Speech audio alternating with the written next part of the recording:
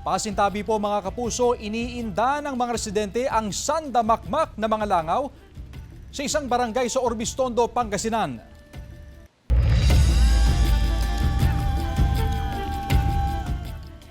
Kaya naman inireklamo roon ang poultry farm na umunoy pinanggagalingan ng mga langaw. Balitang tinutukan ni CJ Turida.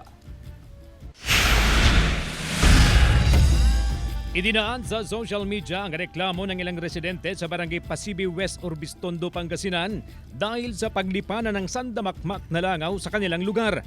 Gamit ang ginawang fly trap, kita ang kumpulan ng mga langaw na pumasok na sa mga kabahayan. Banta raw sa kanilang kalusugan ng mga langaw dahil hanggang sa pagkain, kasalo nila ang mga langaw. Pagka nagluluto dyan, pasok mo kaagad. Kahit na naka-aircon yan, naka-screen yan, mayroon din kahit sarado lahat ng bintana namin. Mayroon. Ang itinuturong pinanggagalingan umano ng mga langaw ay ang malaking poultry farm na ito na kamakailan ay nag-harvest umano ng mga alagang manok. Bukod sa madaming langaw, maamoy rin umano ang manukan. Pinuntahan ng news team ang poultry farm upang hingan ng pahayag ang may-ari.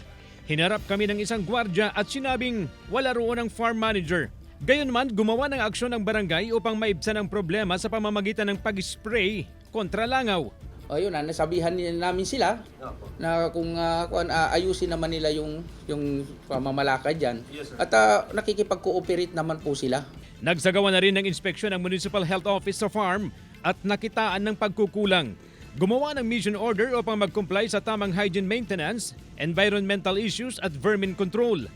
Nag-recommend po ako ng yung loading and harvesting permit, yes, which is dapat po bago po sila mag-load, yes, sir, kumuha po muna sila ng permit sa akin para ma-inspect ko. And then yung isa po yung harvesting permit. Yes, sir. Bago po sila mag-harvest o ilabas yung mga manok. Patuloy na sinisikap ng GMA Regional TV na makuha na ng pahayag ang may-ari ng poultry farm. Kasama si Ron Taniedo, CJ Turida, One North, Central Luzon.